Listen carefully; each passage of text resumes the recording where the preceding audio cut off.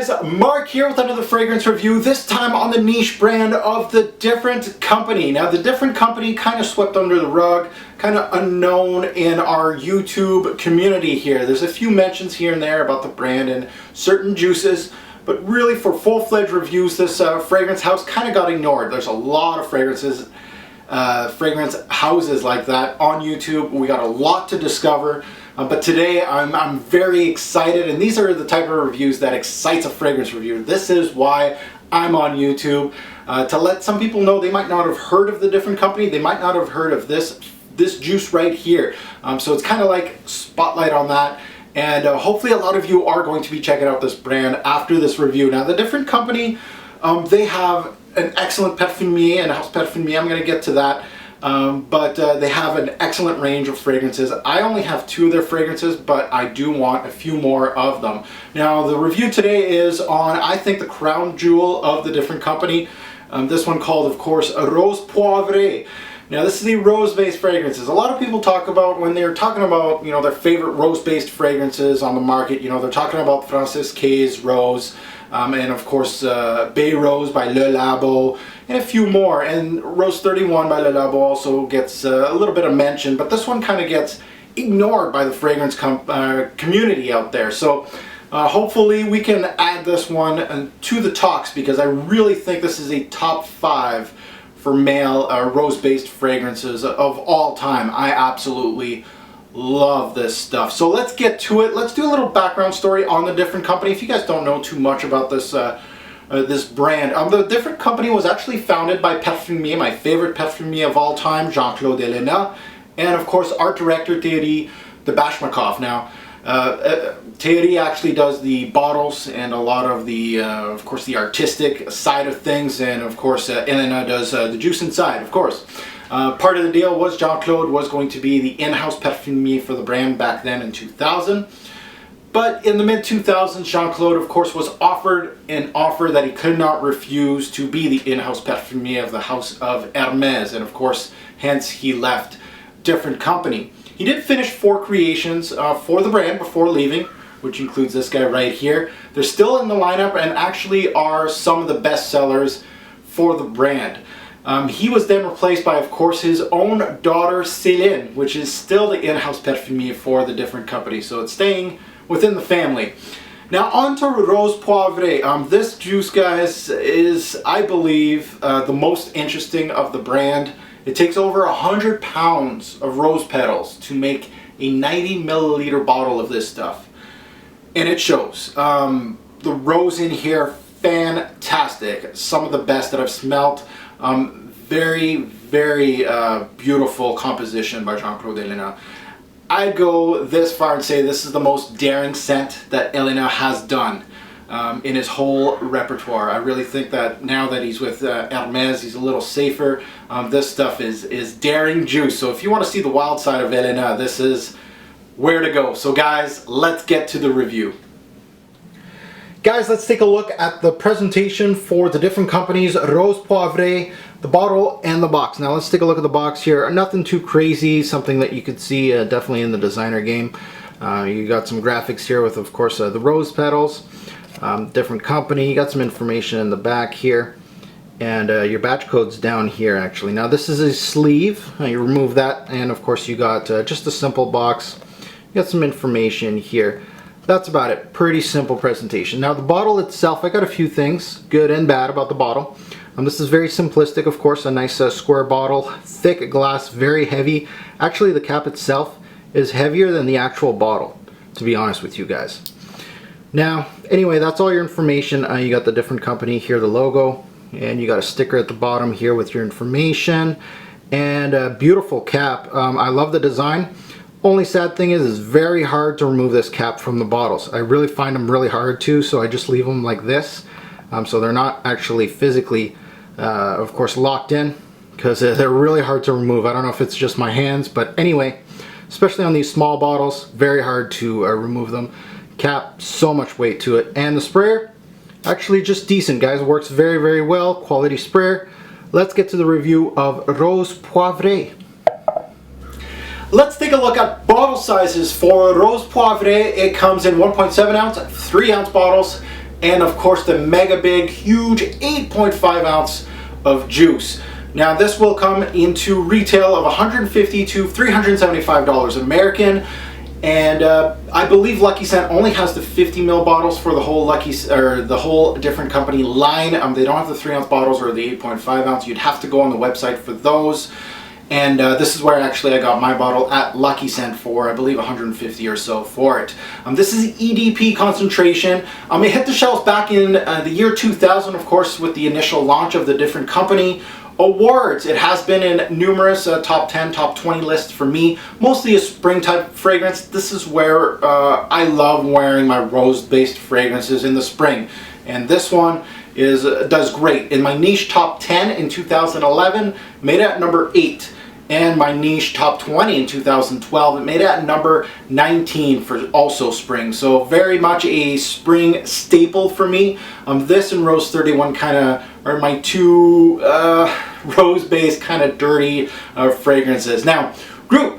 This is a floral, spicy fragrance. I can also add animalistic to this one. There's going to be a huge dose of civet in this fragrance. So if you don't like animalistic fragrances, and it's not for everybody, this one is going to tackle your nose a little bit, and it's not going to be for you. Now, Poivree, of course, the founder of different company, Jean-Claude Elena. Welcome to Elena's dark side, boys.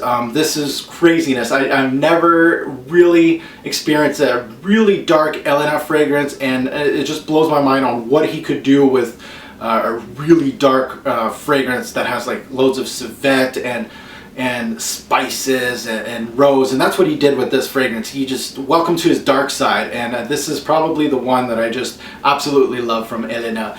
Recommended age for this one, 20 and up. I really think that would be probably the best age range for this one. This is going to be classified as a female-based scent. I believe that's what Lucky Scent puts it as, and Fragrantica and all these websites. I really think this is more unisex. A lot of the spice and the civet can really just bring this rose to a masculine rose, and I really put it into that spicy rose, masculine type of genre. I really think a men can pull this off, definitely. Now, how many sprays and where? 1 on the chest, 2 on the neck. I don't do crazy. I do 3 sprays with this one. I'm good to go. Let's take a look at the notes. Top notes, we got pink pepper, coriander. In the mid, we got Damascus rose, and in the base, we got vetiver and civet. And of course, your major players are going to be the spices, the rose, of course, that beautiful rose note in here, and of course the civet. So that's what we're going to be looking at. So let's sniff Rose Poivree. Alright guys, my favorite part of the video, of course, time to sniff out the Rose Poivree and let you guys know what I feel about this fragrance, dissect it from top to bottom. This was one of those fragrances that I tested. I enjoyed testing Rose Poivree. I really enjoyed it. I tried it on every season, and I tried to wear it as much as I could, and I absolutely love this stuff. So this one's going to get really high marks for me.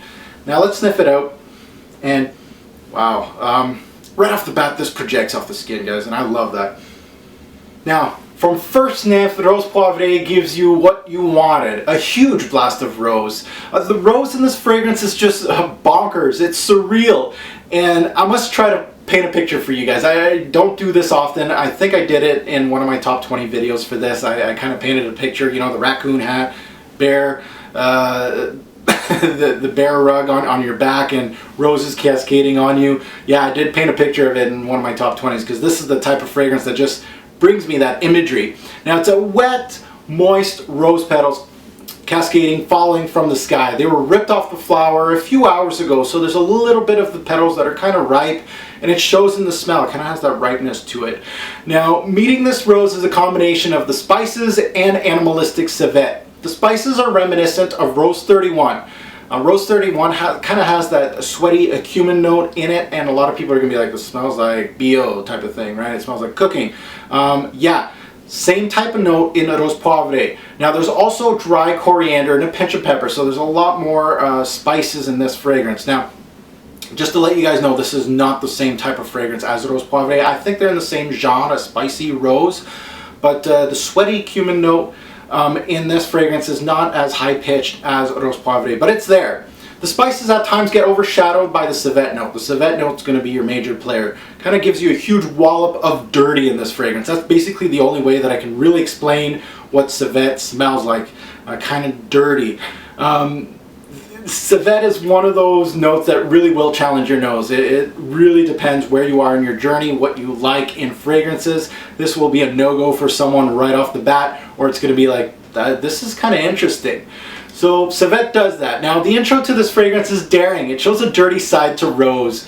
When I first started my journey, I never think a rose-based scent would ever be this masculine, and this one definitely is. It really shows a masculine vibe. I did compare this a bit to Rose 31 because they both use that cumin note with, of course, a rose. And to be fair, this is much darker than Rose 31. I think Rose 31 is actually much easier to wear than this one, in my opinion. But in my eyes, the civet really is the reason for this, and this is where this one stands out beside Rose 31. I call this the risky rose-based scent, and Elena just hit a home run. It really is a risky rose-based scent for men. This intro gives you a good quality rose. I don't know even how to explain it. 100 pounds of rose petals are made for every bottle of this stuff. You can smell the quality in the Rose Poivree. It's mixed in with some spice, kind of giving you a little bit of kick, and lots of skank, lots of dirtiness. Yes, the quality of the rose is absolutely gorgeous in this fragrance. You definitely need to sniff this. Get a sample off Lucky Scent if you can. Let's get into the mid of Rose Poivree. Now let's take a look at the heart of Rose Poivree. Now the whole picture of Rose Poivree in the mid changes a bit. It doesn't change that much. Some may call this linear, kind of. The rose keeps going and the supporting notes kind of follow where the rose goes. You do get a bit of vetiver in this mid. It kind of gives the rose a rooty note to it, kind of gives you like the stem of the rose instead of just petals. The civet amps up here, and it was masterfully blended with the rose by Elena. I never really thought civet and rose, blend them together, they would work well. The dirty civet and of course the nice clean floral rose together. Yeah, it works. Now, almost giving this scent, when you have that civet, you got that vetiver coming out, and then you got that rose, almost giving this scent a welting rose petals, besides some that are kind of alive and well, so it kind of gives you a mixture of a little bit of both. A beautiful imagery by the master, Elena.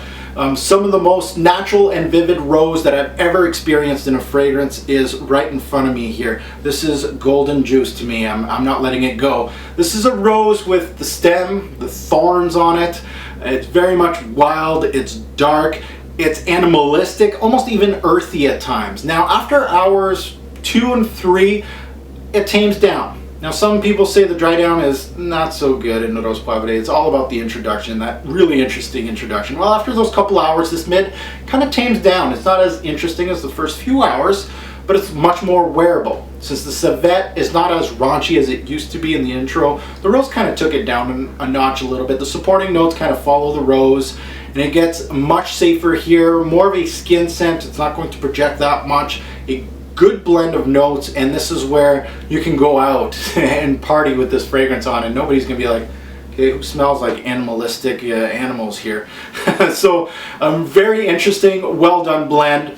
Now in the base of this fragrance, keeps going the same way, the same route. The rose and the spice, the civet, all drying down to being a much safer fragrance, honestly. That's at the end of this fragrance. So let's get to the overview, and I'm going to let you guys know what I feel about Rose Poivree. Alright guys, time for the overview on Rose Poivree. The first few hours of this fragrance is probably the best work I've smelt of blended rose, animalistic notes, and spices in a blend. I really cannot deny Rose Poivree as a masterpiece in the fragrance game.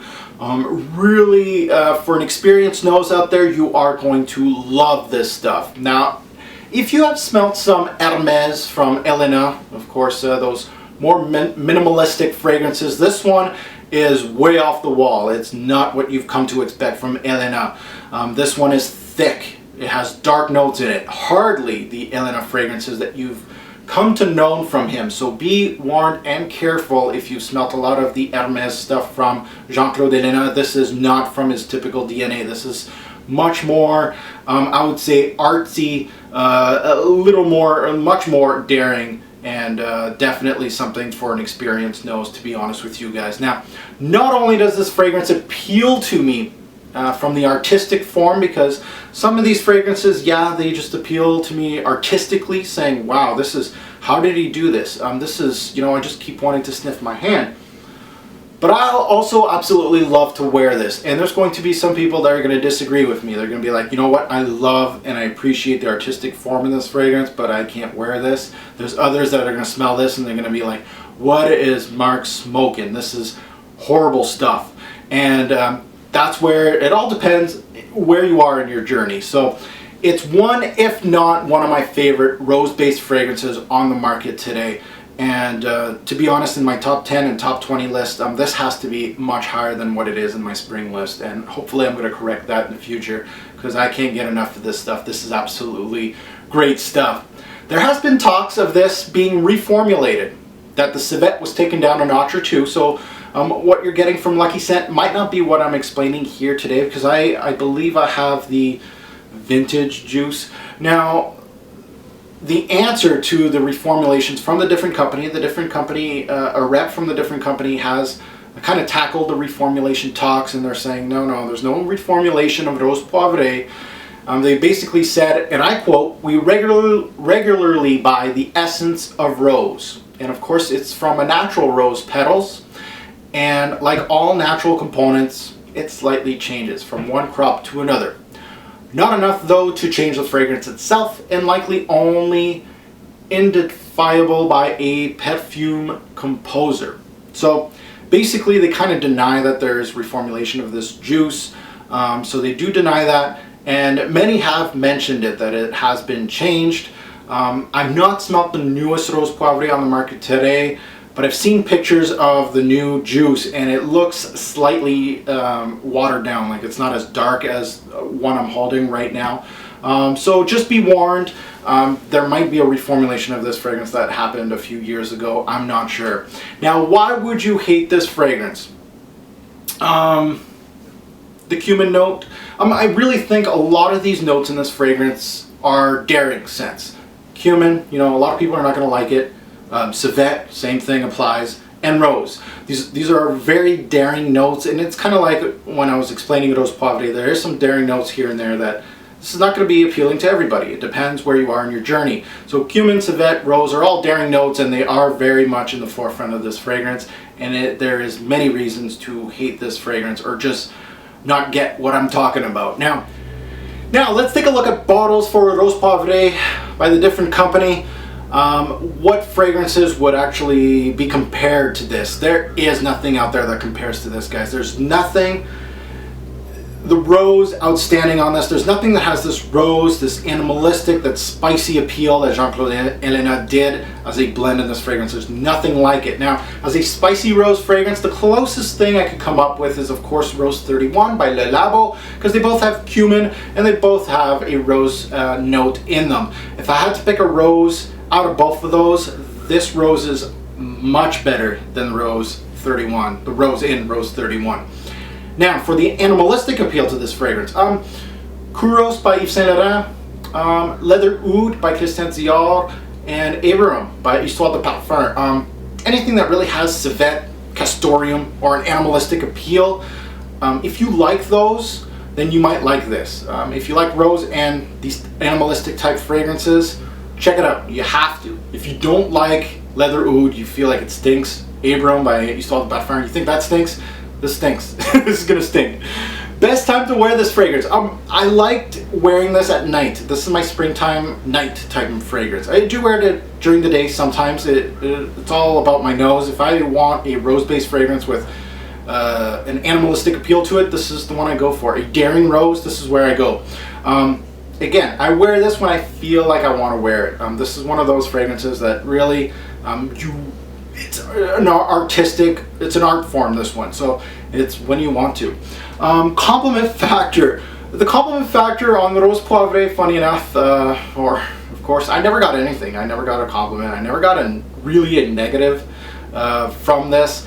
Of course, I just wear this one for me. I'm not looking for compliments. I wear to please my nose. I love the artistic part of this fragrance. I love it. When I did ask people what they felt about this fragrance, it was kind of surprising. It wasn't bad and it wasn't great. Some people, I got a few people saying, is it a vanilla based fragrance? They're way off base. So for you know, all the regular folks out there, it doesn't seem like it's going to be like stinky juice type of thing, like, oh, just get away from me, you stink.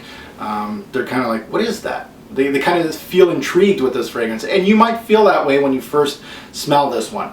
My 2 cents for Rose Poivree, given a fragrance like this, is more of an art form than anything. And a nose like mine kind of found it in the right time of my journey. And if it's early in your journey in fragrances, you might find this repulsive. That might happen. To others, it might just be an art form, but you can't really wear it. To this reviewer right here, it's both. It's an art form that I absolutely just look at it and awe and I'm like, Elena, do more of these.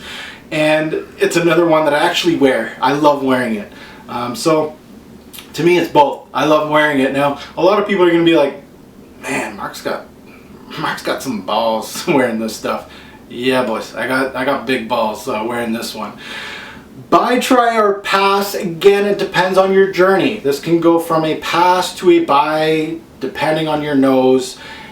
For me, this is a buy. If I ran out of this juice, I'd go buy another fragrance. And that's where I dissect my buy, try, or pass for niche fragrances like this at a high price. Would I buy another bottle of this stuff? No doubt about it. This is a buy. This is one of my top rose-based fragrances. Check it out at Lucky Scent. Get a sample. The different company. Check out the whole brand, guys. Sell the Vetiver's next for them on my channel to full review it. I'm a working honor. So let's get to the rating system. Let's see if this one gets a perfect 10 because it's pretty good stuff. So let's go. By the different company projection, fairly low. 5 bottles out of 10. It is a EDP, so it is going to project pretty good for the first few hours. Then it's pretty much a skin scent on me. Longevity, 8 bottles out of 10. Very good longevity for a scent. 6 to 8 hours, which is what I'm looking for. This one gives it to me. Versatility, a 3. Very low versatility. This kind of scent is hard to wear, honestly. Overall smell, I'm going to give this one a 9 bottles out of 10. The smell's great. Compliment factor, not so great. But the smell, absolutely stunning. Seasons, best worn in spring, fall, winter, even summer nights, actually. You must enjoy animalistic scents or challenging scents to love this one. It has a great cumin, civet, rose combo. One, if not the darkest Elena on the market right now. A must sniff. Overall, 9 bottles out of 10.